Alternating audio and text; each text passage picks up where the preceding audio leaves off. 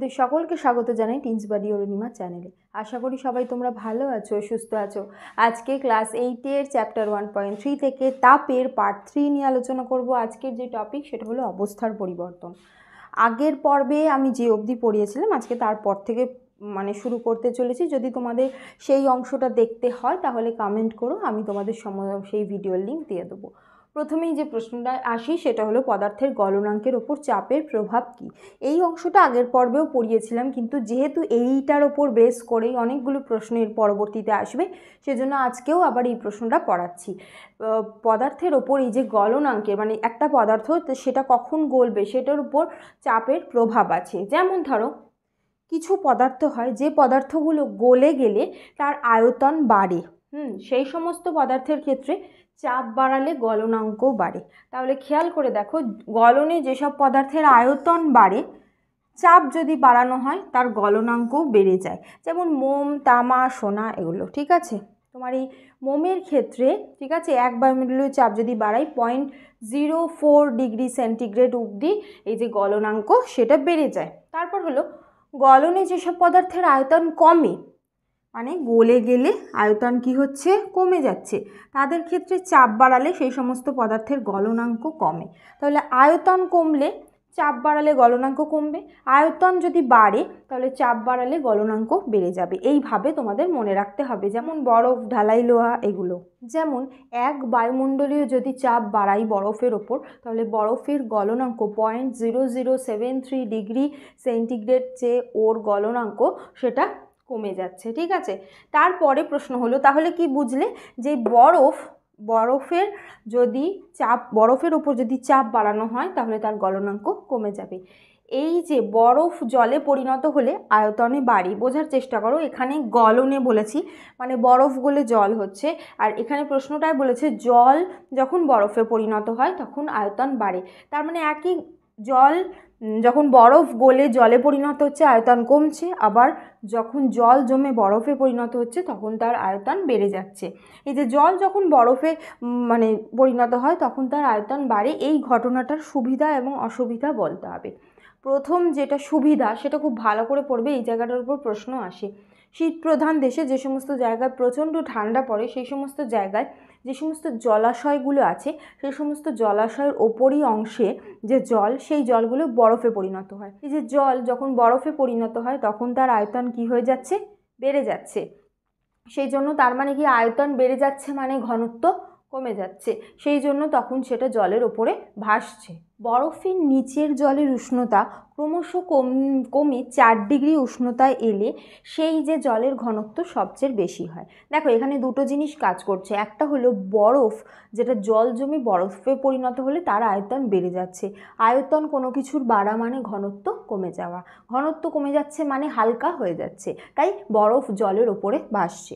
আর দ্বিতীয় যেটা সেটা হলো জলের ঘনত্ব 4 ডিগ্রি উষ্ণতাতেই ম্যাক্সিমাম হয়। 4 ডিগ্রি সেন্টিগ্রেডের জলের যে ঘনত্ব সেটাই সর্বাধিক। ঠিক আছে, তাহলে কি বললাম, যে 4 ডিগ্রি উষ্ণতার যে জল সেটা সবচেয়ে ভারী। তাহলে একটা ছবি এঁকে বোঝাবার চেষ্টা করছি। ধরো এটা একটা জলাশয়, এই জলাশয়ের ওপর অংশটা হয়ে গেছে পুরোটা বরফ। এই অংশের যে জল, এই যে জলের উষ্ণতা এটা হলো 4 ডিগ্রি, হলো 4 ডিগ্রি সেন্টিগ্রেডের জলের ঘনত্ব সর্বাধিক। জলের ঘনত্ব যখন জলের উষ্ণতা যখন 4 ডিগ্রি হয় এই সময় জল সবচেয়ে ভারী। ঠিক আছে, 3 ডিগ্রির থেকেও বেশি ভারী, আবার 5 ডিগ্রির থেকেও বেশি ভারী। বোঝাতে পারলাম? তাহলে 4 ডিগ্রি সেন্টিগ্রেড উষ্ণতায় জল হচ্ছে সবচেয়ে ভারী। তাহলে ভারী জলটা ওপর থেকে কোথায় চলে আসছে, নিচে চলে আসছে, 4 ডিগ্রি সেন্টিগ্রেডের জলটা এখানে অবস্থান করছে। এবার দেখো ওপরে রয়েছে বরফ, তারপর জল রয়েছে। বরফ এবং জল দুটোই তাপের কুপরিবাহী, সেই জন্য এই যে এখানকার জল, এই তুমি বলবে 4 ডিগ্রি থেকে 3 ডিগ্রি 1 ডিগ্রি ক্রমশ কমে 0 ডিগ্রি হয়ে বরফ পরিণত হবে, সেটা কিন্তু হতে পারছে না। এই যে কারণ বরফ এবং জল যেগুলোই রয়েছে সেগুলো সবই তাপের কুপরিবাহী। তার এই জায়গাটায় সহজেই মাছেরা বা জলজ প্রাণীরা বেঁচে থাকতে পারছে ওপর অংশটা বরফে পরিণত হলেও। বরফ ও জল উভয়ই তাপের কুপরিবাহী বলে নিচের জল বরফে পরিণত হতে পারে না, সেই কারণে বরফাবৃত জলাশয়ের নিচের জলে জলচর প্রাণীরা সহজেই বেঁচে থাকছে। ঠিক আছে, এইটাই হলো এই যে মানে তোমার জল জমে যে বরফ পরিণত হচ্ছে, বরফের আয়তন কী হচ্ছে, বেড়ে যাচ্ছে, ঘনত্ব কমে যাচ্ছে, সেই কারণে এই সুবিধাটা হচ্ছে। এবার আসি, এই যে জল জমে বরফে পরিণত হলে আয়তনে বাড়ে, এটার একটা অসুবিধা। যেমন ধরো শীত প্রধান দেশে যে জায়গায় খুব ঠান্ডা পড়ে সেই জায়গাতে প্রচণ্ড যখন ঠান্ডা হয় তখন জল জমে যায়। এবার এই সমস্ত দেশে যে পাইপগুলো আছে, জলের যে পাইপ, সেই সমস্ত জলের পাইপের ভিতরে জল যখন থাকে, এবার সেটা যদি জমে বরফে পরিণত হয়ে যায় তাহলে তার আয়তন বাড়ছে। তার ফলে কি হয়ে যায় যে পাইপের ওপর প্রেশার পড়ে এবং অনেক সময় সেই পাইপ ফেটে যায়। এটা হলো জল জমে বরফে পরিণত হয়ে আয়তন বেড়ে যাওয়ার একটা অসুবিধা। সেম কারণেই এই যে মোটরের রেডিয়েটারে থাকা জলও অসুবিধার সৃষ্টি করে। এই শীতপ্রধান দেশে যে গাড়ি হয়, গাড়ির যে মোটরের যে রেডিয়েটার থাকে, সেই রেডিয়েটারে জল থাকে, এবার সেই জল যখন বরফে পরিণত হয়ে যায় সেটা কি হয়ে যায়, আয়তনে বড় হয়ে যায়, ফলে সেখানে চাপ দেয় এবং তার ফলে ফেটে যায়। পাহাড়ে ধস নামে, সেটারও একটা কারণ কিন্তু এইটা। পাথরের ফাঁকে, ধরো একটা পাথর আছে, এই যে পাথর, এই পাথরে একটা সরু খাঁজ রয়েছে, ঠিক আছে, এবার এই খাঁজে ধরো জল রয়েছে, এবার ধরো এই যে জলটা জমে বরফে পরিণত হলো, আয়তনে বাড়লো, তখন এই যে ভেতরে যে বরফ সেইটা এইটার উপর চাপ দিচ্ছে, তার ফলে সেই যে ফাঁকটা, সেই যে গ্যাপটা, ফাটলটা বড় হচ্ছে, তার ফলে এখান থেকে অনেক সময় যে পাথর ভেঙে নিচে নেমে পড়ে এবং পাহাড়ে ধস নামে। তাহলে এই দুটোর উত্তর এইটার মতোই হবে, শুধু পরিস্থিতিটা বদলে যাবে। এখানে পাহাড়ে যে পাথরের কথা বলতে হবে, এখানে মোটরের রেডিয়েটারের কথা বলতে হবে, এখানে যে পাইপ, শীতপ্রধান দেশের যে পাইপ, সেটার কথা বলে বোঝানো হয়েছে। এর যে পরের প্রশ্ন সেটা হলো, দুটো টুকরো বরফকে যদি জোরে চেপে তারপর ছেড়ে দাও, সেই বরফ দুটো জোড়া লেগে যায় কিভাবে? দুটো টুকরো বরফকে একসঙ্গে কিছুক্ষণ এরকম চেপে ধরে রাখলে তাদের সংযোগস্থলে যে বরফের গলনাঙ্ক সেটা 0 ডিগ্রির নিচে নেমে যায়।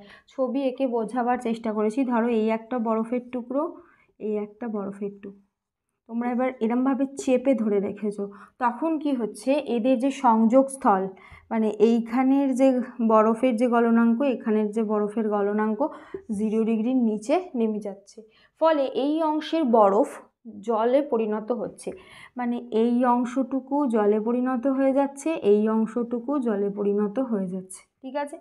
এবার জল হচ্ছে মানে কি, অবস্থার পরিবর্তন হচ্ছে, বরফ থেকে জল হচ্ছে, মানে ওরা লিনতাপ কী করবে, গ্রহণ করবে, মানে এই আশেপাশের যে বরফ, মানে এইখান থেকে লিনতাপও নিয়ে নেবে, এদিক থেকে লিনতাপ নিয়ে নেবে, ঠিক আছে।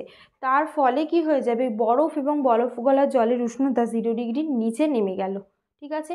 এবার তুমি যখন চাপটা সরিয়ে দিলে, এই যে ছেড়ে দিলে বলছে, চাপটা যখন সরিয়ে দিলে তখন কি হয়ে যাবে, এই গলনাঙ্ক বেড়ে যাবে, তার ফলে সংযোগস্থলের এই যে বরফ গলা জল, এই যে বরফ গলা জলটা আবার বরফে পরিণত হয়ে যাবে।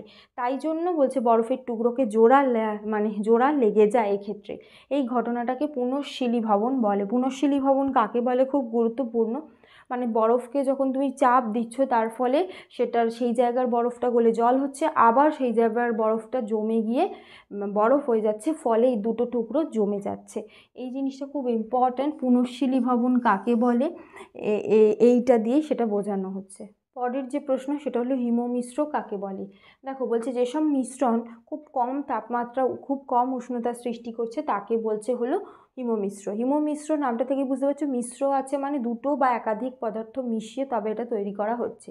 যেমন 3 ভাগ ওজনের বরফ গুঁড়ো নিলে আর তার 1 ভাগ ওজনের তুমি নুন নিলে, এই দুটোকে মিশিয়ে যদি রাখো তাহলে সেই যে মিশ্রণের তাপমাত্রা -23 ডিগ্রি সেন্টিগ্রেড অবধি হতে পারে, ফলে সহজে গলে না এবং তার মধ্যে মাছ মাংস সংরক্ষণ করা যায়, কুলফি, বরফ, আইসক্রিম, এগুলো সমস্ত সংরক্ষণ করা যায়। তাহলে হিমমিশ্রণ কিন্তু শুধু বরফ দিয়ে হচ্ছে না, মানে 3 ভাগ বরফের গুঁড়ো এবং তার সাথে 1 ভাগ ওজনের লবণ মেশানো হচ্ছে। অনেক সময় এই যে বরফের গুঁড়োর সাথে কাঠের গুঁড়ো মিশিয়েও কিন্তু অনেকটা কম তাপমাত্রা তৈরি করা হয়, যেখানে কোনো জিনিসকে তুমি মানে এরমভাবে সংরক্ষণ করতে পারো। পরের যে প্রশ্ন সেটা হলো, এই গলনাঙ্কের ওপর অপদ্রব্যের প্রভাব কী? মানে কোনো পদার্থের সাথে যদি অন্য কোনো পদার্থ তুমি মেশাও, সেক্ষেত্রে তার গলনাঙ্ক কীভাবে পরিবর্তিত হয়। যেমন বিশুদ্ধ কোনো কঠিন পদার্থের সঙ্গে যদি অন্য কোনো অপদ্রব্য মেশানো হয়, সেক্ষেত্রে পদার্থটার গলনাঙ্ক কমে যায়। যেমন বরফের গলনাঙ্ক 0 ডিগ্রি, তার সাথে নুন মেশাচ্ছ, কী হয়ে যাচ্ছে, হিমমিশ্র তৈরি করছে, -23°C হয়ে যাচ্ছে এবং সেইটা কোনো কিছু সংরক্ষণে সাহায্য করছে। ঠিক তেমনি সংকর ধাতুর ক্ষেত্রে তার গলনাঙ্ক যে উপাদানগুলো দিয়ে তৈরি হচ্ছে সেগুলোর থেকে গলনাঙ্কর থেকে অনেকটা কম হয়। যেমন ধরো পিতল, তামা আর দস্তা দিয়ে তৈরি হচ্ছে, কিন্তু পিতলের যে গলনাঙ্ক সেটা অনেকটা কম। আশা করি তোমরা বুঝতে পেরেছো। আজ এই পর্যন্তই। কোনো প্রশ্ন থাকলে কমেন্ট করো। তোমরা এই ভিডিওটাকে লাইক করো, বেশি বেশি করে শেয়ার করে দিও আর সাবস্ক্রাইব করো। Thank you.